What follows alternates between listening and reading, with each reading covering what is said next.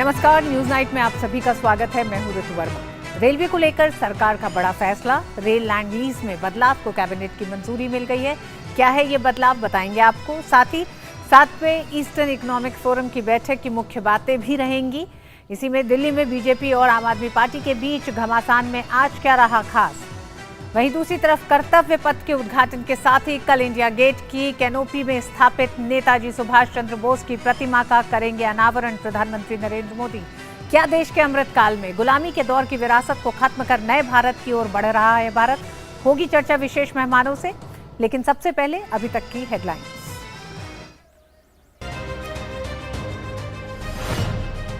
Cabinet की बैठक में अहम फैसले। देश में अगले 5 सालों में बनेंगे 300 पीएम गति शक्ति कार्गो टर्मिनल। पीएम गति शक्ति ढांचे को लागू करने के लिए रेलवे की भूमि को दीर्घकालिक पट्टे पर देने की नई नीति को मिली मंजूरी। रेलवे को मिलेगा ज्यादा राजस्व, करीब 1.25 लाख नौकरियों का होगा सृजन।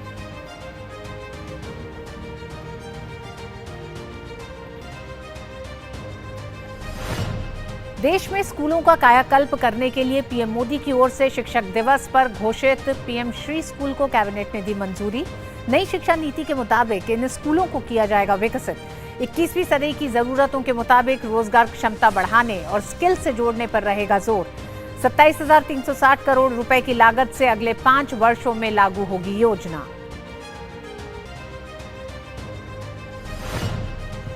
पूर्वी आर्थिक मंच के पूर्ण सत्र में पीएम नरेंद्र मोदी ने कहा, कोविड और यूक्रेन संघर्ष के चलते दुनिया में सप्लाई चेन हुई है प्रभावित। खाद्यान्न, उर्वरक और ईंधन पर पड़ा है असर। भारत चाहता है संघर्ष का शांतिपूर्ण प्रयासों से समाधान। कहा, ऊर्जा के क्षेत्र में भारत रूस सहयोग की अपार संभावनाएं।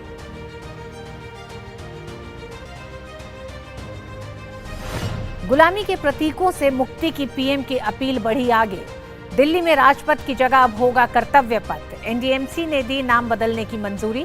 प्रधानमंत्री गुरुवार को करेंगे कर्तव्य पथ का उद्घाटन। कल ही इंडिया गेट पर नेताजी सुभाष चंद्र बोस की प्रतिमा का भी होगा अनावरण।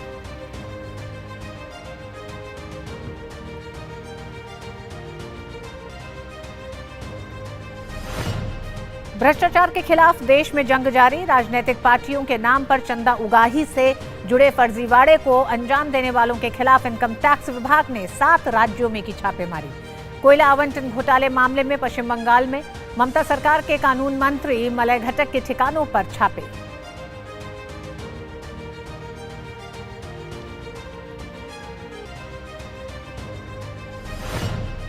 दिल्ली में बीजेपी और आम आदमी पार्टी के बीच जारी है घमासान। बीजेपी ने फिर बोला केजरीवाल सरकार पर हमला।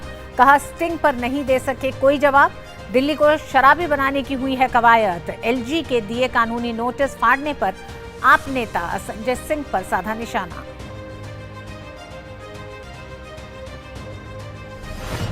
बीजेपी के राष्ट्रीय अध्यक्ष जेपी नड्डा ने भारत में तैनात 12 देशों के राजदूतों एवं उच्चायुक्तों के साथ की मुलाकात।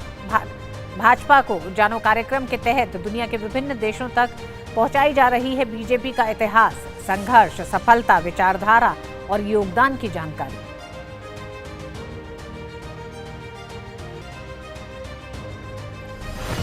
कर्नाटक के कई हिस्सों में बारिश का दौर जारी। बेंगलुरु शहर के तमाम हिस्सों में भरा पानी, जनजीवन हुआ अस्त व्यस्त। केरल में भी जारी बारिश से तबाही। मौसम विभाग ने कहा, मध्य प्रदेश, महाराष्ट्र, गोवा, ओडिशा और गुजरात समेत 18 राज्यों में एक बार फिर से बारिश का शुरू होने वाला है दौर।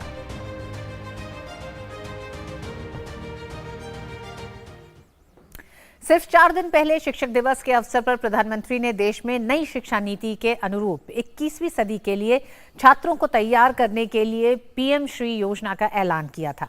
आज कैबिनेट ने इसकी रूपरेखा को मंजूरी दे दी है।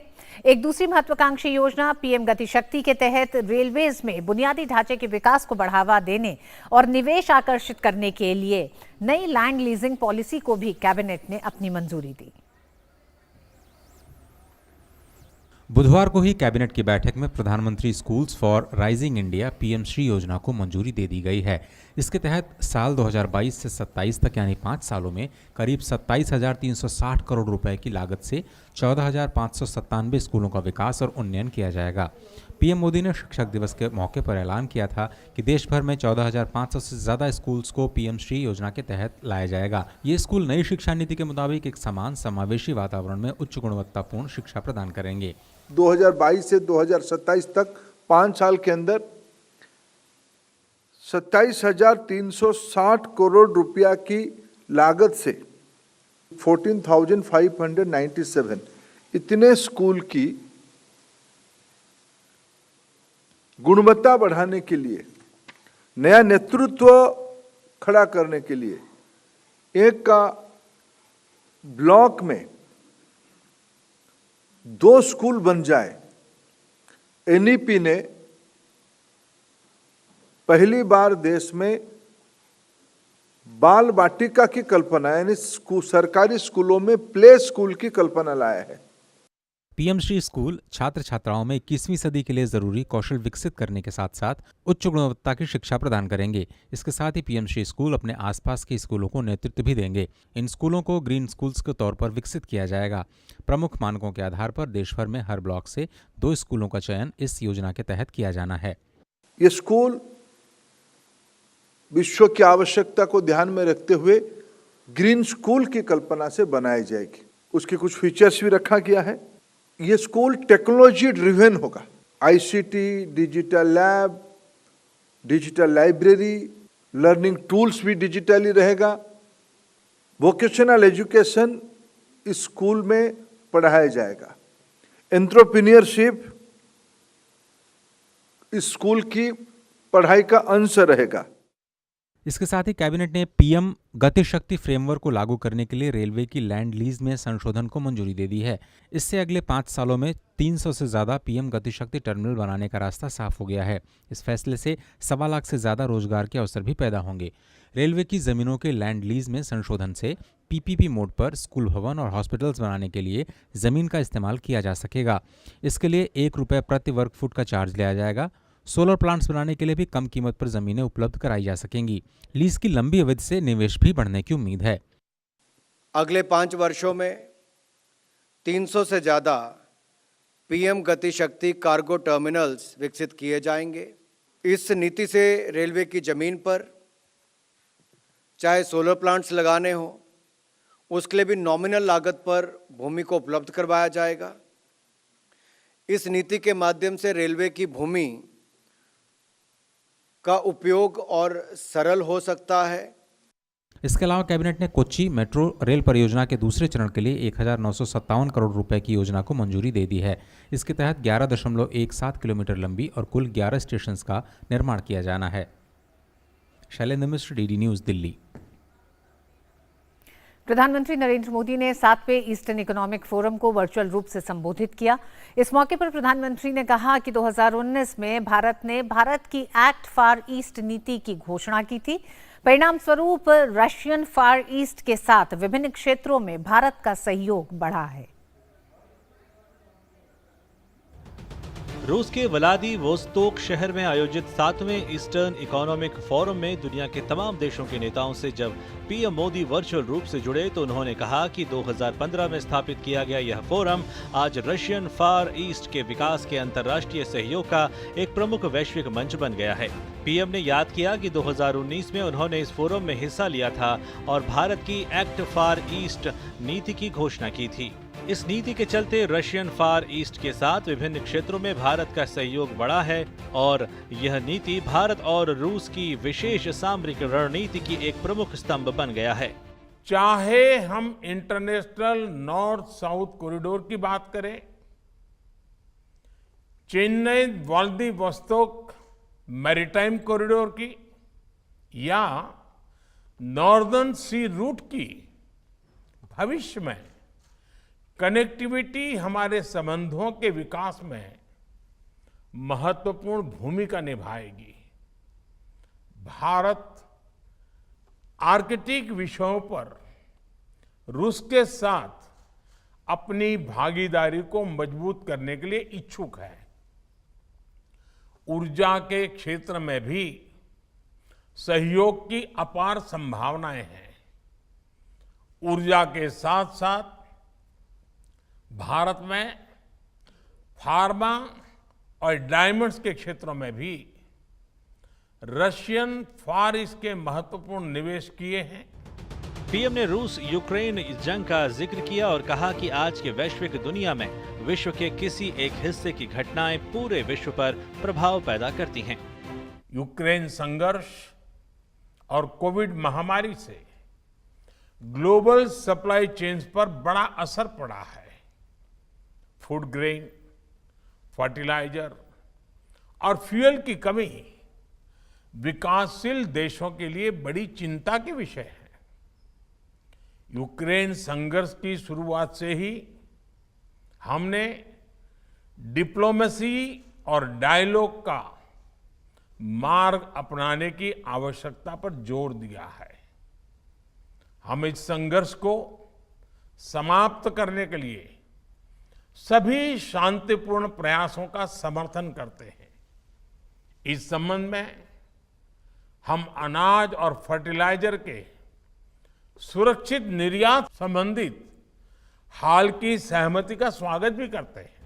सम्मेलन में रूसी राष्ट्रपति व्लादिमीर पुतिन ने गैस संकट पर बात की और कहा कि पश्चिमी देशों की पाबंदी के बाद भी रूस को अपने ऊर्जा संसाधनों को दुनिया को बेचने में कोई दिक्कत नहीं है। हम पाइपलाइन को कल से ही खोलने के लिए तैयार हैं। यह सिर्फ एक बटन दबाने की बात है, लेकिन यह नहीं बल्कि उन्होंने अमेरिका के दबाव में आकर नॉर्ड स्ट्रीम 2 पर प्रतिबंध लगाया। आखिर क्यों? उन्होंने ऐसा क्यों किया? यह सिर्फ ऐसा है क्योंकि वे खुद की गैस को 3 गुना कीमत पर बेचना चाहते थे। जी हाँ, हम उन्हें गैस अधिक महंगी कीमत पर बेच रहे हैं। हम अपना माल बेच लेंगे। पुतिन इस दौरान यूरोपीय देशों पर जमकर बरसे और कहा कि रूस की गैस की कीमतों पर नियंत्रण का उसका प्रस्ताव मूर्खतापूर्ण है।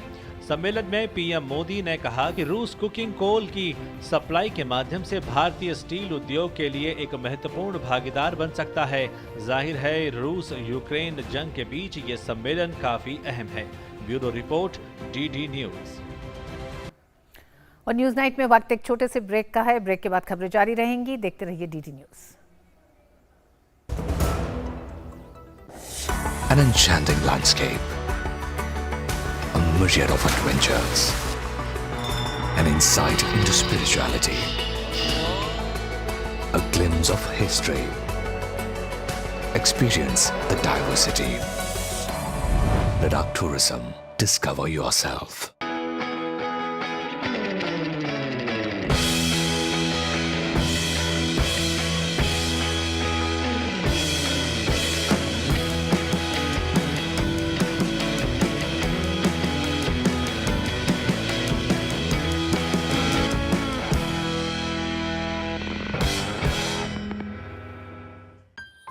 जिन आँखों के सपने सुरक्षित हो वो चेहरे मुस्कुराते ही हैं, क्योंकि इनको है एक अच्छे भविष्य का भरोसा। और इन जैसे 4 करोड़ लोगों को अच्छे भविष्य का भरोसा दिया है भारत सरकार द्वारा शुरू की गई अटल पेंशन योजना ने। आप भी इनकी तरह अटल पेंशन योजना में पंजीकरण कराएं और 3 लाभ के साथ 60 वर्ष की आयु के बाद आजीवन गारंटीकृत न्यूनतम पेंशन पाने के हकदार बने। अटल पेंशन योजना के तहत पंजीकरण के लिए अपनी बैंक शाखा या डाकघर से संपर्क करें।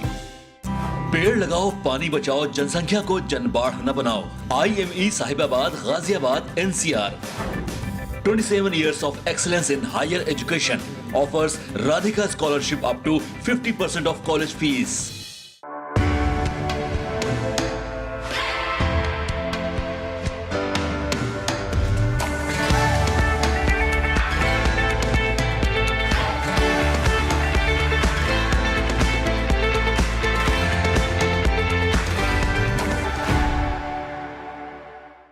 Power Grid, a Maharatna PSU of Government of India, largest transmission utility of country, embarked on one such remarkable journey to establish one nation, one grid, one frequency, culminating into one electricity market. Power Grid, transmitting power, transforming lives.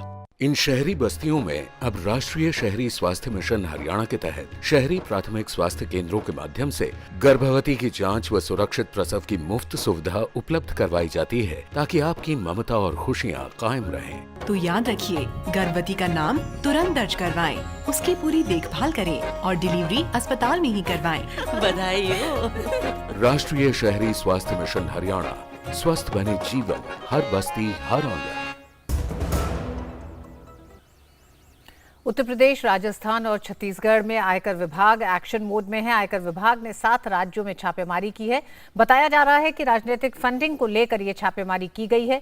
Uttar Pradesh, Rajasthan, Chhattisgarh में बड़े स्तर पर आयकर विभाग की ओर से कार्रवाई की गई है। यूपी में समाजवादी क्रांतिकारी पार्टी के राष्ट्रीय अध्यक्ष गोपाल राय के घर पर आयकर विभाग कार्रवाई कर रही है। हुसैनगंज के छितवापुर इलाके में उनका आवास है। वहीं राजस्थान के गृह राज्य मंत्री राजेंद्र यादव के 53 ठिकानों पर इनकम टैक्स के छापे पड़े हैं। राजेंद्र यादव के शिक्षा संबंधी कई बिजनेस हैं। वो मुख्यमंत्री अशोक गहलोत के करीबी मंत्री हैं। सूत्रों ने बताया है कि ये छापेमारी मिड डे मील और पौष्टिक आहार बनाने वाले निर्माता, सप्लाई करने वालों, उनके सहयोगियों और परिचितों के यहां की गई है।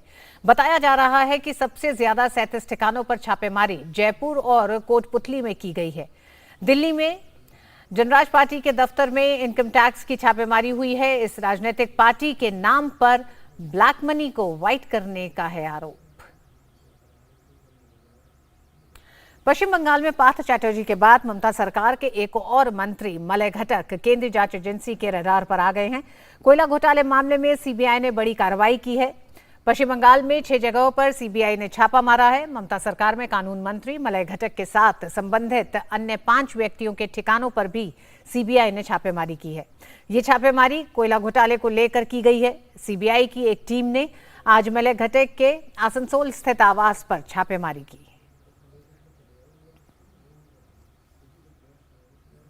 भाजपा के राष्ट्रीय अध्यक्ष जेपी नड्डा बुधवार को भारत में तैनात 12 देशों के राजदूतों एवं उच्चायुक्तों के साथ मुलाकात की।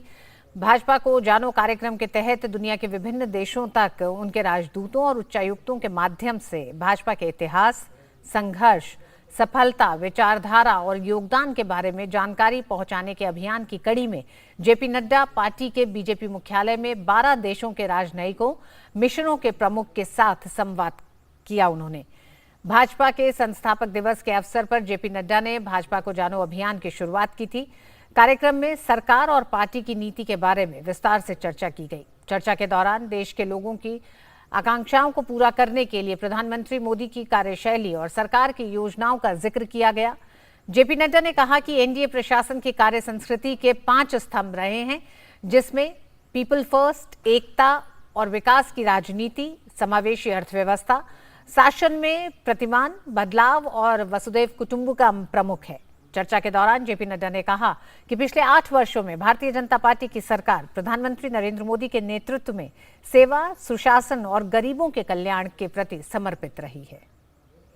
वहीं दिल्ली में बीजेपी और आम आदमी पार्टी के बीच घमासान जारी है। दिल्ली में बुधवार को भी आम आदमी पार्टी सरकार के खिलाफ भाजपा का विरोध प्रदर्शन जारी रहा। लक्ष्मीनगर मेट्रो स्टेशन पर दिल्ली इकाई ने विरोध प्रदर्शन किया और आम लोगों में पर्चे बांटे। इस बीच बीजेपी ने एक बार फिर केजरीवाल सरकार पर हमला बोला और कहा कि केजरीवाल स्टिंग पर कोई जवाब नहीं दे सके।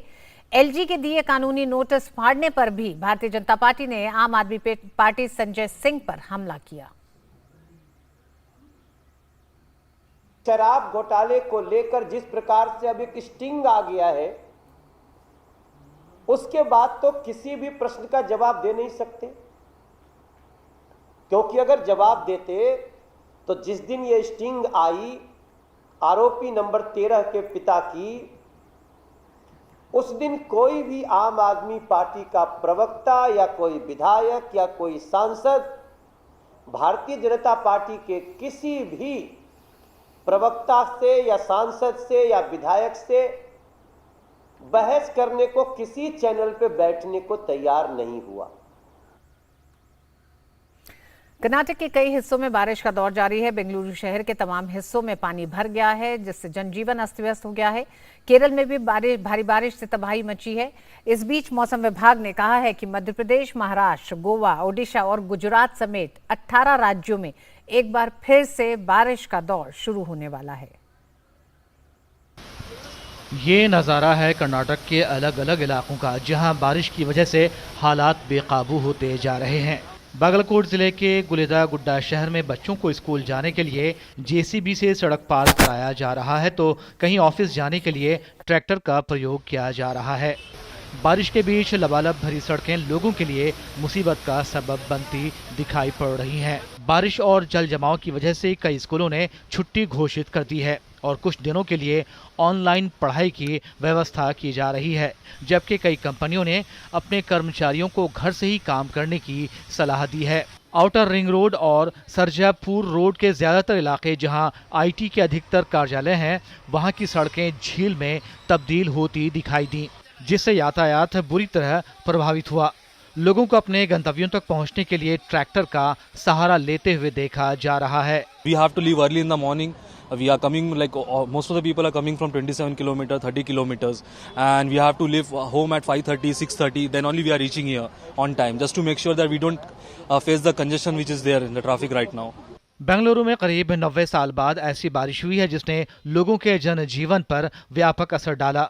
लोगों को बाढ़ से बचाने के लिए सरकार और आपदा प्रबंधन दल लगातार स्थिति की समीक्षा कर रहे हैं और जरूरी उपाय के साथ सहायता उपलब्ध करा रहे हैं। लोगों की परेशानियां देखते हुए कर्नाटक सरकार ने कई कदम उठाए हैं। बेंगलुरु नगर निगम ने सैकड़ों अतिक्रमणों की पहचान की है, जिसे जल्द गिराने की योजना बनाई जा रही है। मुख्यमंत्री बासवराज बोम्मई भी लगातार प्रभावित इलाकों का दौरा कर रहे हैं। उन्होंने अधिकारियों के साथ बेंगलुरु के बाहरी इलाकों का दौरा कर अधिकारियों को जरूरी निर्देश दिए। मुख्यमंत्री बासवराज ने बेंगलुरु के हालात के लिए पूर्ववर्ती सरकार को जिम्मेदार ठहराया। उन्होंने कहा कि कांग्रेस और जेडीएस सरकार ने गैर नियोजित तरीके से झीलों के आसपास कंस्ट्रक्शन की इजाजत दी। उधर केरल में भी भारी बारिश ने भीषण तबाही मचाई है। कटाई के लिए तैयार सैकड़ों एकड़ फसलें बारिश की वजह से बर्बाद हो चुकी हैं। मौसम विभाग की ताज़ा चेतावनी ने दक्षिणी राज्यों की चिंता और बढ़ा दी है। मौसम विभाग के मुताबिक कर्नाटक, तमिलनाडु और केरल में अगले 2 से 3 दिन तक भारी बारिश हो सकती है। मौसम विभाग के अनुसार मध्य प्रदेश, महाराष्ट्र, गोवा, ओडिशा और गुजरात समेत 18 राज्यों में एक बार फिर से बारिश का दौर शुरू होने वाला है। इन राज्यों में गुरुवार से बारिश शुरू होकर 11 सितंबर तक जारी रहने की संभावना है। Bureau report, DT news. राष्ट्रीय कृषि सम्मेलन को संबोधित करते हुए केंद्रीय कृषि मंत्री नरेंद्र सिंह तोमर ने कहा कि राज्य और केंद्र सरकार दोनों मिलकर कृषि के क्षेत्र में काम कर रही हैं और इसके बेहतर परिणाम देखने को मिल रहे हैं। उन्होंने कहा कि केंद्र सरकार द्वारा संचालित फसल बीमा योजना के तहत अब तक 1,22,000 करोड़ रुपए की राशि किसानों को मुआवजे के रूप में दी जा चुकी है और इस योजना पर और अधिक काम करने की आवश्यकता है ताकि बाकी किसानों को भी फसल बीमा योजना का लाभ मिल सके। अब फसल बीमा योजना को अगर हम देखें तो ध्यान में आएगा कि अभी तक लगभग 1,22,000 करोड़ रुपया जिन किसानों का नुकसान हुआ उनको मुआवजे के रूप में भरपाई हो गई। अब 1,22,000 करोड़ रुपए का मुआवजा बढ़ना ये सामान्य बात नहीं है, लेकिन अब आज चुनौती इस बात की है कि फसल बीमा योजना के संपर्क में सब लोग हैं क्या,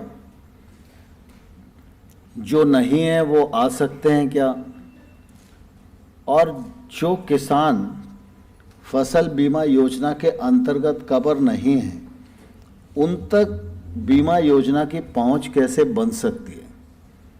हमारे यहाँ जितने किसान हैं, अगर ये सबके सब किसान फसल बीमा योजना में कवर हो जाएं तो मैं समझता हूं कि बीमा योजना का स्वरूप ही बदल जाएगा।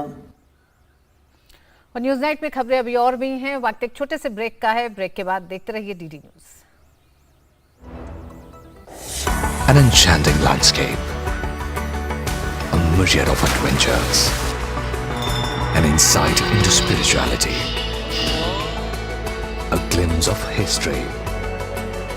Experience the diversity. Ladakh Tourism. Discover yourself.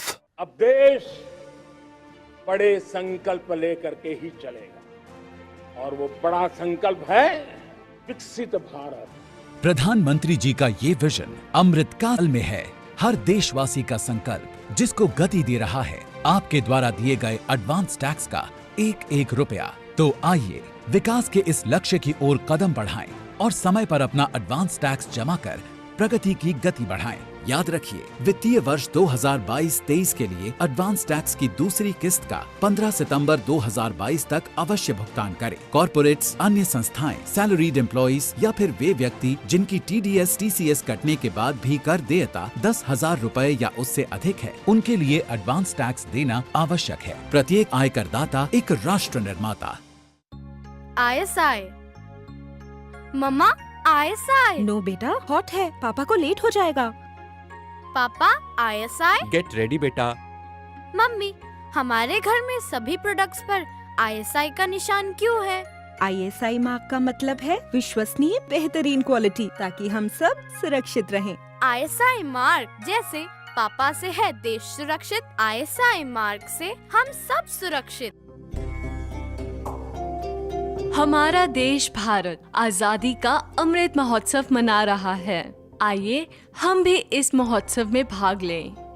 सड़क पर रहते हुए बच्चों को आपने कई बार देखा होगा।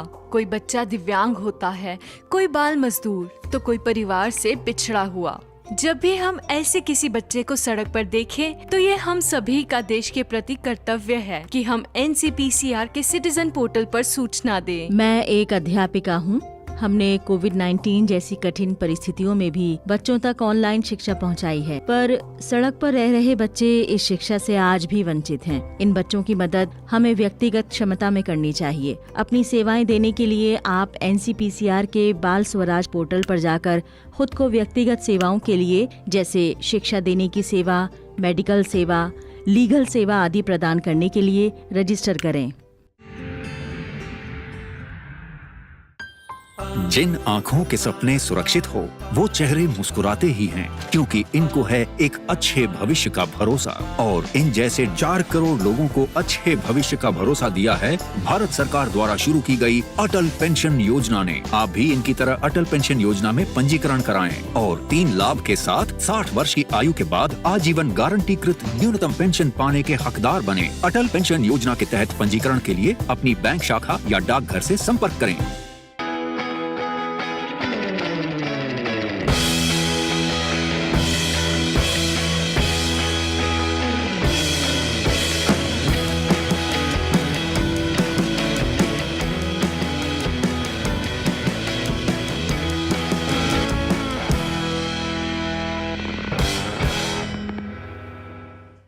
Power Grid, a Maharatna PSU of Government of India, largest transmission utility of country.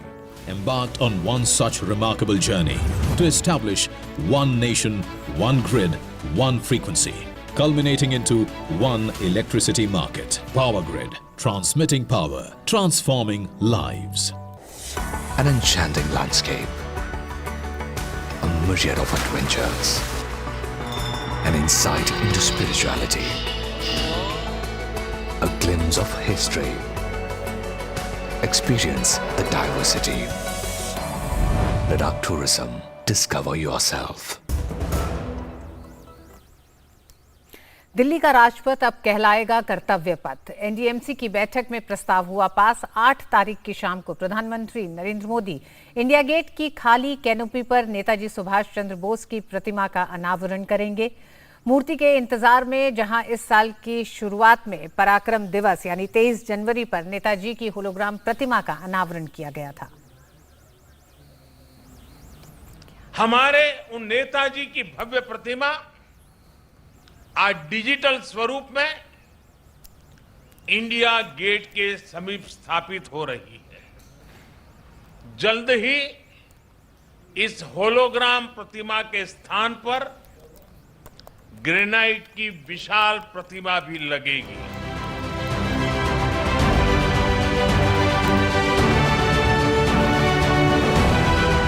इसी साल 23 जनवरी को देश के प्रधानमंत्री नरेंद्र मोदी ने देश से एक वादा किया था और अब 7.5 महीने बाद वो वादा पूरा करने का वक्त आ गया है।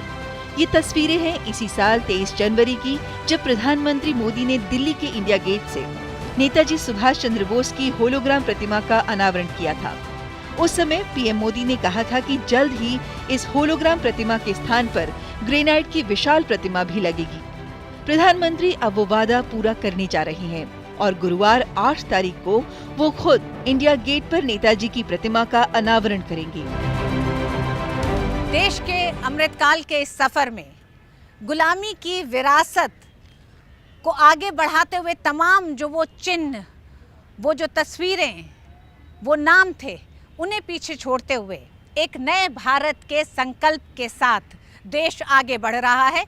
8 तारीख की शाम को प्रधानमंत्री नरेंद्र मोदी इंडिया गेट पर ठीक उसी कैनोपी पर स्वतंत्रता सेनानी सुभाष चंद्र बोस की प्रतिमा का अनावरण करेंगे और वो होगा देश की सच्ची श्रद्धांजलि सुभाष चंद्र बोस को।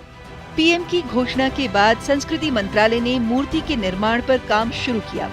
सबसे पहले तेलंगाना के खम्मम से उच्च गुणवत्ता वाले जेट ब्लैक मोनोलिथिक ग्रेनाइट का चयन किया गया, जिसका आकार 30 गुना 10 गुना 7 फीट और वजन 250 मीट्रिक टन था। इसके बाद इस विशाल ग्रेनाइट पत्थर को खम्मम से दिल्ली करीब 1665 किलोमीटर की दूरी तय करके लाया गया। 11 जून 2022 को मुख्य मूर्तिकार के रूप में अरुण योगीराज ने इस पर काम शुरू किया। करीब 40 से 50 शिल्पकार और शिल्पियों ने दिन रात मेहनत करके इस काम को पूरा किया। शुरुआत में 250 मीट्रिक टन वाले पत्थर को 26,000 मानव घंटे के कठिन परिश्रम के बाद मूर्ति के रूप में बदला गया और अब इसका वजन 65 मीट्रिक टन है। जेट ब्लैक ग्रेनाइट पत्थर से बनी नेताजी की ये अब तक की विशालतम प्रतिमा होगी। वो जो पत्थर है सबसे पुराना पत्थर है, क्योंकि उसको हमारे इतिहास का बारे में पता है, उसका अंदर लाइफ होता है, उसको टच करने से वाइब्रेशन मिलता है और उसमें सुभाष जी का जो कैरेक्टर है, जो कोई हिला नहीं सकता, जो मजबूत, जो सोच है कि एक भव्य रूप एक ही चट्टान में सुभाष जी का रूप हो और पूरा देश उसको महसूस करे। इस मूर्ति को साकार करने वाले मूर्तिकार को भी लगता है कि ये उनके जीवन का सबसे बड़ा काम है। ग्रेनाइट पत्थर में काम करना this a very difficult and challenging job and we got the stone in the month of June and हमारा पास सिर्फ 2 महीने था ये कंप्लीट करने के लिए एंड 300 टन था और हमारा क्या है लार्जर देन लाइफ साइज है।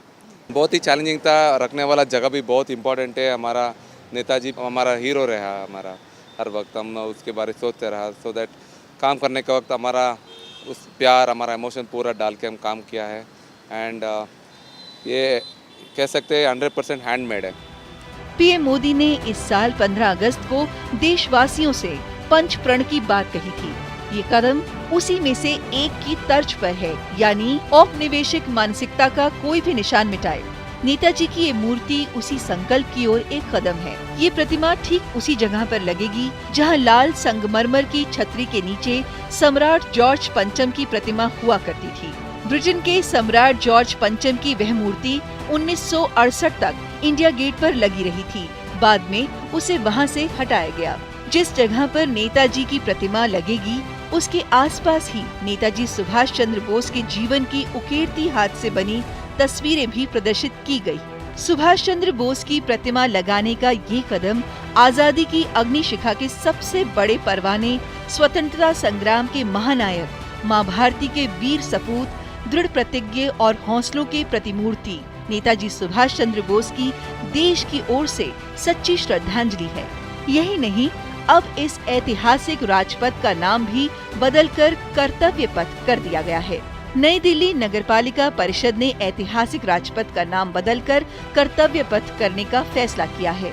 प्रधानमंत्री जी ने ये बात पहले भी कही थी कि 75 साल आज़ादी के पूरे हुए, तो जितने भी चिन्ह हैं, जितने भी निशान हैं एक गुलाम भारत के और इम्पीरियलिस्टिक पॉलिसीज के, उसको हमें बदलना होगा। हम इस समय राजपथ पर है। राजपथ का असल नाम किंग्सवे था और किंग्सवे का हिंदी नामकरण है राजा का पथ। अमृतकाल के इस सफर में गुलामी की विरासत के तमाम वो चिन्ह और नाम को पीछे छोड़ते हुए नए भारत के सपने को साकार करने के लिए भारत आगे बढ़ गया और उसी में ये एक बड़ा कदम है कि राजपथ को अब लोग कर्तव्य पथ से जानेंगे। वर्षों से राजपथ और सेंट्रल विस्टा एवेन्यू के आसपास के इलाकों में आगंतुकों की बढ़ती भीड़ का दबाव देखा जा रहा था। इस सब के चलते इसका पुनर्विकास किया गया, जबकि वास्तुशिल्प का चरित्र बनाए रखने और अखंडता भी सुनिश्चित की। ऋतु वर्मा और गिरीश निशाना के साथ bureau report, DD news. Netaji Subhash Chandra Bose ने ही भारत को जय हिंद का नारा दिया था। सिंगापुर में अपनी आजाद हिंद फौज को एक सुप्रीम कमांडर के तौर पर संबोधित करते हुए उन्होंने दिल्ली चलो का नारा भी दिया था। देश के अमृत काल के सफर की शुरुआत नेताजी सुभाष चंद्र बोस की सोच इस सफर का मार्गदर्शन करेगी। इसी पर आधारित हमारा विशेष है कर्तव्य पथ, नए भारत का नया प्रतीक। इस पर चर्चा करने के लिए दो विशेष मेहमान हमारे साथ स्टूडियो में मौजूद हैं। Brigadier RS. चिकारा साहब हमारे साथ मौजूद हैं, INA ट्रस्ट के संस्थापक हैं और चेयरमैन हैं।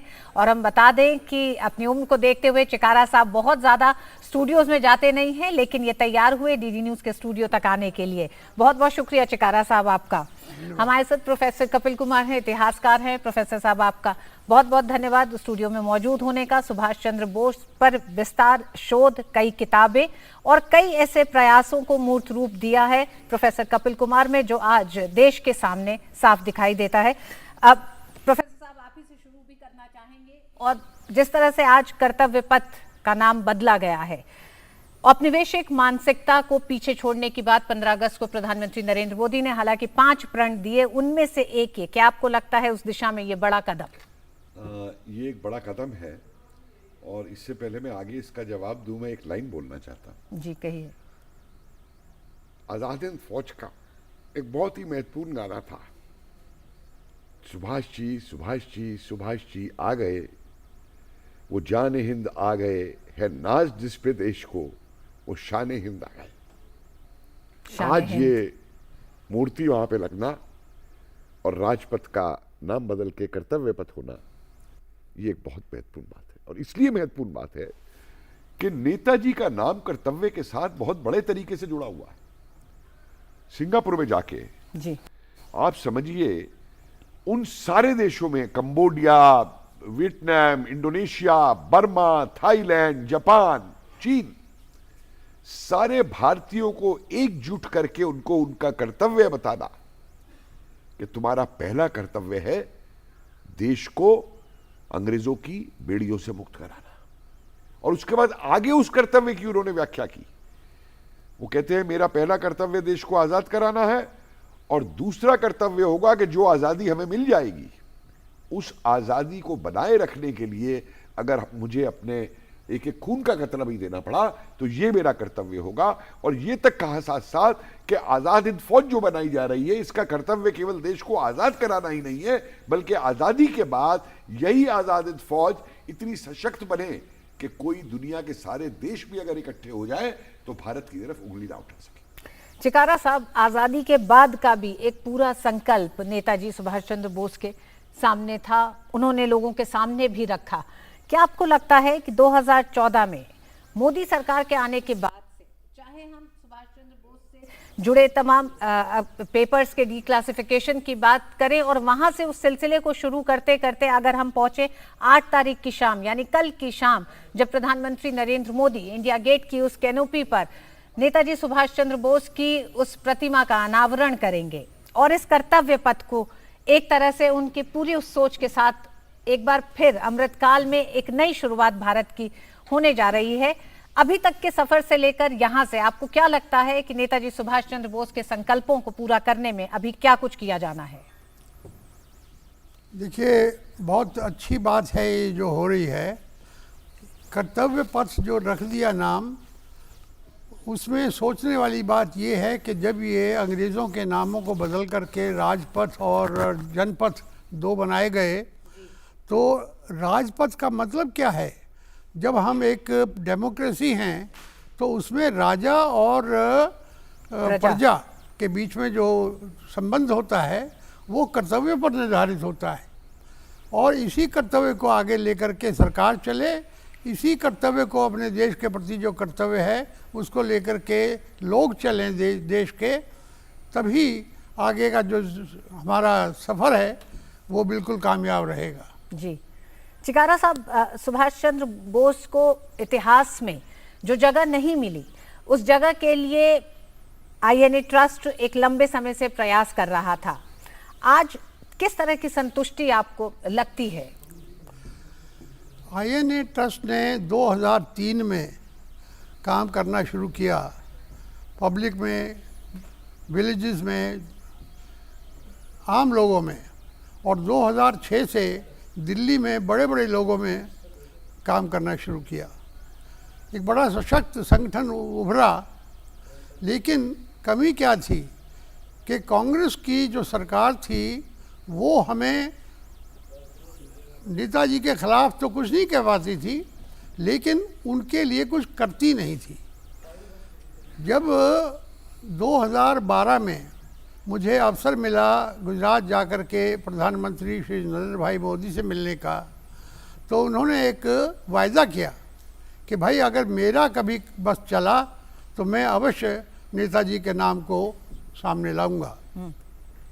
और आज हम धन्य हो गए कि उन्होंने नेताजी का नाम ही सिर्फ नहीं लाए, नेताजी के बहुत से, देखिए सबसे पहले तो 21 अक्टूबर 2018 में उन्होंने लाल किले के अंदर एक स्मारक बनाया जिसके कपिल जी ने बहुत काम किया है जी।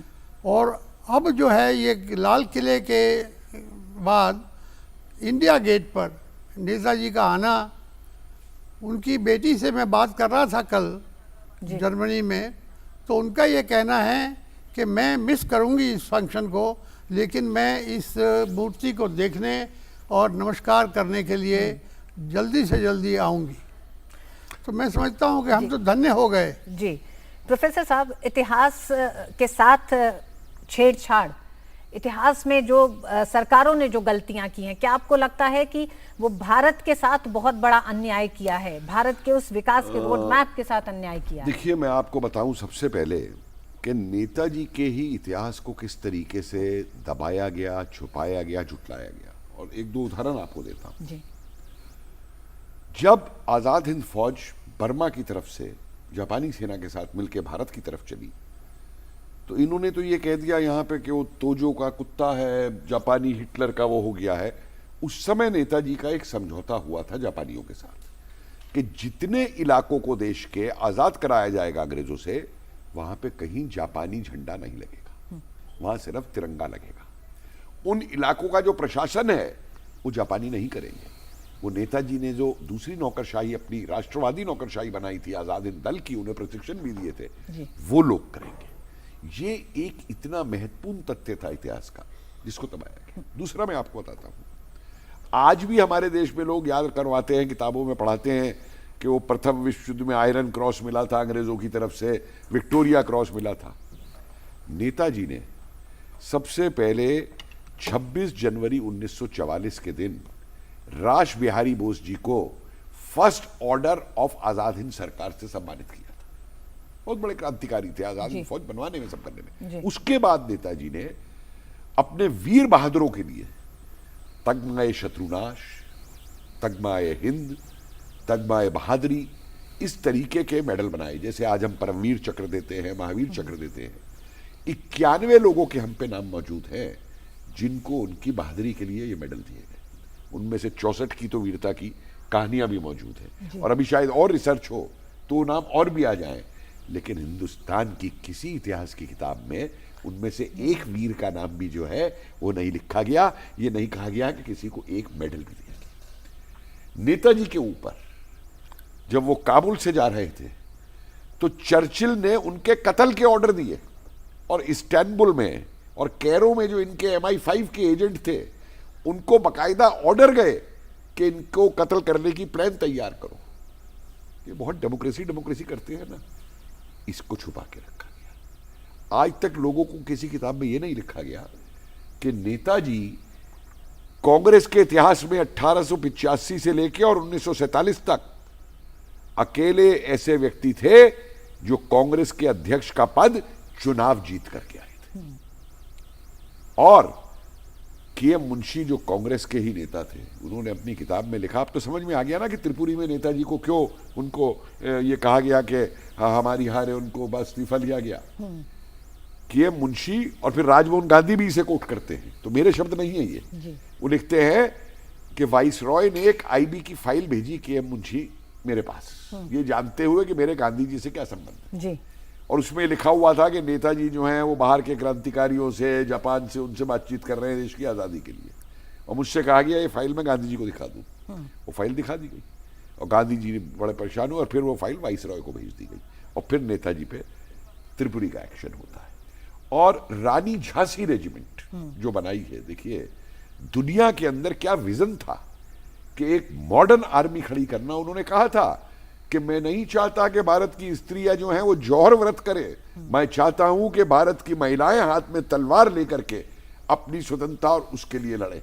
और उसके अंदर जो कहानियां हैं आप देखिए जी, एक जो मानवीय पक्ष भी है। मानवीय पक्ष बता रहा हूं, देखिए नेताजी का मानवीय पक्ष तो इतना बड़ा है कि नेताजी जब ये डोनेशंस दिए जा रहे थे तो एक महिला वहां पे आ गई जिनके कपड़े भी मतलब फटे हुए थे और कुछ सिक्के उन्होंने नेताजी को देने चाहे। तो नेताजी का वो कर्नल महमूद बताते हैं चेहरा ऊपर नीचे। बाद में पूछा क्या हुआ क्यों हिचक रहे थे आप? तो उन्होंने कहा भाई मैं अगर इससे पैसे ले लेता तो ये खाती क्या, मैं सोच रहा था, और अगर पैसे नहीं लेता हूं तो ये कहेगी कि मैं गरीबों का आदर नहीं करता। यही नहीं, उसके बाद कर्नल महमूद को ये कहा कि तुम जाओ और पता करो कि ये रहती कहाँ है और इसका क्या खाने का साधन है। उसने आके शाम को रिपोर्ट किया कि इसका कोई साधन नहीं। तो आजाद हिंद सरकार की तरफ से उसके रहने का इंतजाम, उसके खाने का इंतजाम, और कर्नल महमूद को यह ऑर्डर दिया कि जब देश आजाद हो जाएगा तो ये स्त्री भारत में जहां जहां के स्थापित होना चाहती है इसको वहां जाके स्थापित किया जाएगा। नेताजी का तो डिसअपीयरेंस हो गया, लेकिन कर्नल महमूद सिंगापुर गए और 1947 में उसको लाके पंजाब में स्थापित किया। प्रोफेसर साहब, क्या आपको लगता है कि इतिहासकारों ने भी एक बड़ा गुनाह किया है देश के साथ? छोटा सा उदाहरण दे देता हूँ। सरकारें अपनी हो सकती है, अपनी सोच, इतिहासकारों का उदाहरण दे देता हूँ। ट्रांसफर ऑफ पावर के वॉल्यूम्स जो थे 1976 में छप के आ गए थे और उसमें कमांडर इन चीफ जो औखिनले है वो साफ लिखता है कि 1857 जैसी स्थिति उत्पन्न हो गई है। अगर हमें भारत में रहना है जी, तो मेरे को 1 लाख यूरोपीय सैनिक चाहिए होंगे। उसके बेस पे वेवल लिखता है कि हमको कॉम्प्रोमाइज करके एग्रीमेंट कर लेना चाहिए, नहीं तो 42 से भी बड़ा आंदोलन होगा और उसको संभाल नहीं पाएंगे। किसी हमारे इतिहासकार ने इन तथ्यों को नहीं लिखा डाल करके उसके अंदर कि जो अंग्रेज गए, किसी इतिहासकार ने मिलिट्री इंटेलिजेंस की रिपोर्ट्स पड़ी हुई है ईस्टर्न कमांड की आर्काइव्स में।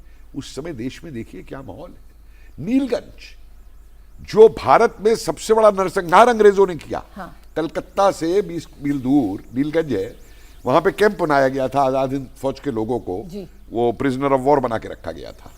एक रात के अंदर 11:30 बजे से लेकर और सुबह 5 बजे तक 1700 के करीब आजाद हिंद फौज के वीरों को गोली से भून दिया गया और सुबह वो लाशें उनकी जो है। चिकारा साहब, क्या आपको लगता था कि इतना जो इतिहास में सुभाष चंद्र बोस के गौरव का है, सम्मान का है, उनके साथ जो हुआ, जिसको एक लंबे समय तक छिपाया ही गया कहा जा सकता है, क्या उम्मीद लगती थी कि ये देश के सामने आएगा? 75 साल का जो भारत का इतिहास रहा उसमें। देखिए, हम तो इस उम्मीद पर ही चालू हुए थे, इस उम्मीद को लेकर के ही चले थे और हमें पूरा यकीन था कि ये देश नेताजी को भुलाएगा नहीं। हर एक जवान जो है गांव में ये कहता था कि भाई अगर नेता हुआ है तो एक ही है, बाकी सब तो बेकार है। और यही बात हम सोच करके ये ट्रस्ट को शुरू किया और इसी काम को लेकर के हम हिम्मत करके इस काम को आगे बढ़ाते रहे। देखिए, मैं एक और आपको बताना चाहता हूँ कि नेताजी की जो सेना थी उसमें आधे से कुछ ज़्यादा वो फौज के लोग थे, इंडियन मिलिट्री का, ब्रिटिश इंडियन आर्मी के, जो के बंधक बनाए गए थे और उनको छुड़ा करके उन्होंने INA में भर्ती किया। इसके अलावा जो बाकी 45% 40% थे वो कौन लोग थे? वो दक्षिण भारत के विस्थापित जो वहाँ indentured labour south east Asian countries में काम करते थे, उन्होंने जब नेताजी ने आवाज़ लगाई तो उन्होंने जवाब दिया और अपना सर्वस्व, सारा धन, जैसे अभी कपिल जी ने कहा कि गरीब से गरीब आदमी ने 2 सिक्के डाले और बड़े से बड़े आदमी ने अपना सब कुछ दे दिया और उसी को लेकर के ये सारा हिंदुस्तान आज़ाद हो गया। हालांकि आज़ादी जो है हमें उस समय नहीं मिल पाई, लेकिन जब ये रेड फोर्ट में ट्रायल्स होने लगे, अंग्रेज़ों ने सोचा था कि इनके बड़े बड़े अफसरों को हम कोर्ट मार्शल करेंगे और इनका सारा मोरल डाउन हो जाएगा। लेकिन तब तक नेताजी की कहानी लोगों में पहुंच चुकी थी, सारे देश के लोग खड़े हो गए, सड़कों पर आ गए और उन्होंने उन्हें मजबूर कर दिया गवर्नमेंट को कि उनकी सज़ा मौत माफ़ की जाए और उनको बाइज्जत वापस लिया जाए। लेकिन फिर भी जो साउथ इंडियन लोग थे उनकी आप वो देखिए, आज भी केरल, महाराष्ट्र, तमिलनाडु और ये तेलंगाना, इन 4 देशों के कम से कम हज़ारों लोग आज भी हैं जो इस देश में उनके परिवार हैं, वो आएंगे कल जी, उनमें से कुछ लोग आएंगे जी। लेकिन उनकी जो आज भावना है उसको देखिए आप।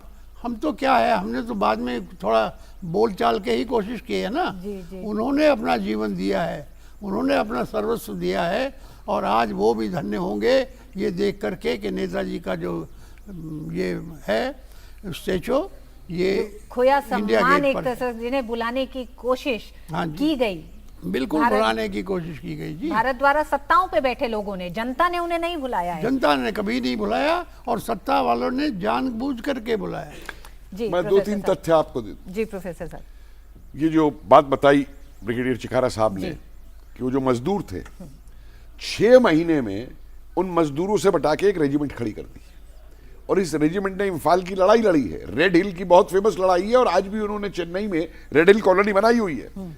और वहां जब उनको वापसी का ऑर्डर दिया गया तो तमिल रिक्रूट पता क्या बोलता है, पीछे नहीं जाएगा साहब, आगे जाएगा। नेताजी बोला दिल्ली जाना, दिल्ली आगे, सिंगापुर पीछे। किसी इतिहास की किताब में नहीं लिखा गया कि 2000 सिख और सिखनियां पंजाब की जो चीन के अंदर शंघाई में मौजूद थी, वहां भी एक ट्रेनिंग कैंप था आजाद हिंद फौज और रानी यासिन का।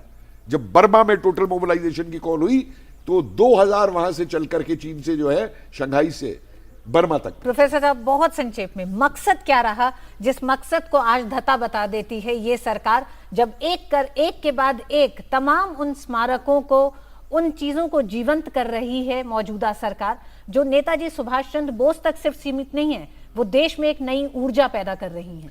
देखिए बहुत सारी चीजें सामने आ रही हैं और मैं तो एक चीज और चाहूंगा जी कि एक स्मारक सिंगापुर में नेताजी ने बनवाया था जी आईएनए के शहीदों जी के लिए। जी नेताजी ने एक भाषण में अपने कहा था जी कि तुम में से जो भी अपनी बलिदानी देगा हाँ। हर किसी के नाम का स्मारक एक देश में बनेगा और लोग उन पे फूल की मालाएं चढ़ाएंगे। बिल्कुल हम मेरा उम्मीद निवेदन करते है हैं मोदी जी कि- सरकार से जी, हम कि उम्मीद आईएनए करते हैं मेमोरियल प्रोफेसर जल्दी से साहब, जल्दी बनवाएं। धीरे धीरे आगे और भी बहुत से ऐसे एक तरह से कई ऐसे कदम उठाए जाएंगे जो नेताजी सुभाष चंद्र बोस की सोच को लेकर जनता के बीच जाएंगे। चिकारा साहब को देखकर इस कैप में और भी ज्यादा आज गर्व महसूस होता है। चिकारा साहब एक बार फिर आपका बहुत धन्यवाद स्टूडियो तक आने के लिए।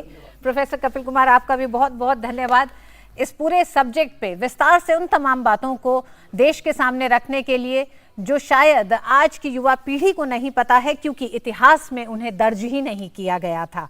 बहुत बहुत धन्यवाद। वक्त एक छोटे से ब्रेक का है, ब्रेक के बाद होंगी कुछ और खबरें, देखते रहिए डीडी न्यूज। बहू कहाँ गई थी? अम्मा आज UHND था ना, भाभी वहाँ गई थी। वो क्या हुए है?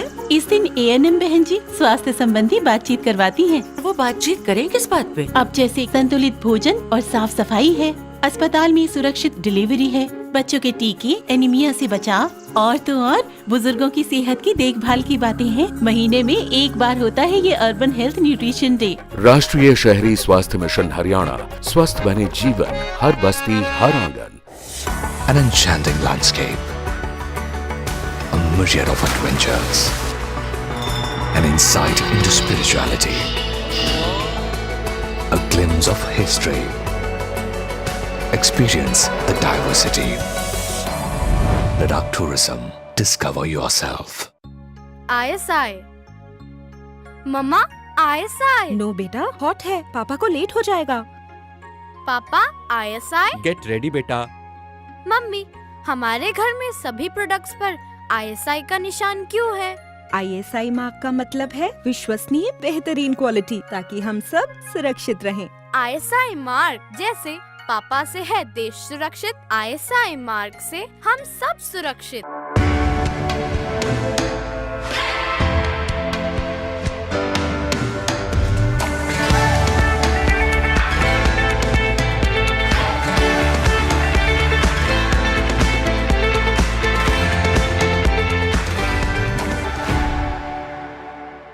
Just look at it, sir. 0 to 100 in 5 seconds flat. Really? आपकी है? तुम्हें भी अपने बुढ़ापे में कॉम्प्रोमाइज नहीं करना है, तो अभी से नेशनल पेंशन सिस्टम में इन्वेस्ट करो। नेशनल पेंशन सिस्टम ये 60 की उम्र तक पैसे बचाता और बढ़ाता है, और फिर उन्हीं पैसों को हर महीने सैलरी की तरह आप तक पहुंचाया जाता है। 1800110708 और website www.pfrda.org.in। National pension system में इन्वेस्ट करने से टैक्स भी बचता है सर। National pension system. पेड़ लगाओ, पानी बचाओ, जनसंख्या को जनबाढ़ न बनाओ। IME Sahibabad, Ghaziabad, NCR। 27 years of excellence in higher education offers Radhika scholarship up to 50% of college fees. Power Grid, a Maharatna PSU of Government of India, largest transmission utility of country. Embarked on one such remarkable journey to establish one nation, one grid, one frequency, culminating into one electricity market. Power Grid, transmitting power, transforming lives. An enchanting landscape, a myriad of adventures, an insight into spirituality, a glimpse of history. Experience the diversity. Ladakh Tourism. Discover yourself. Bharat की युवा badminton खिलाड़ी अनुपमा उपाध्याय ने इतिहास रच दिया है। अनुपमा ने ताज़ा जारी BWF रैंकिंग में शीर्ष स्थान हासिल कर लिया है। वो जूनियर महिला विश्व रैंकिंग में शीर्ष स्थान हासिल करने वाली दूसरी भारतीय महिला बन गई हैं। उनसे पहले तस्नीम मीर ने रैंकिंग में पहले स्थान हासिल किया था। तस्नीम मीर फिलहाल दूसरे पायदान पर हैं।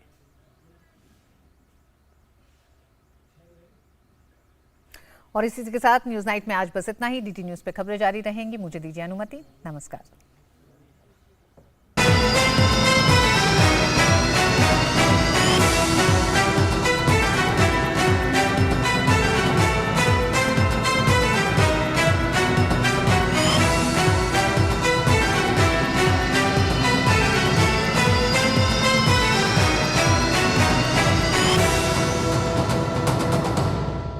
न्यूज़ नाइट के प्रायोजक थे LIC, हर पल आपके साथ।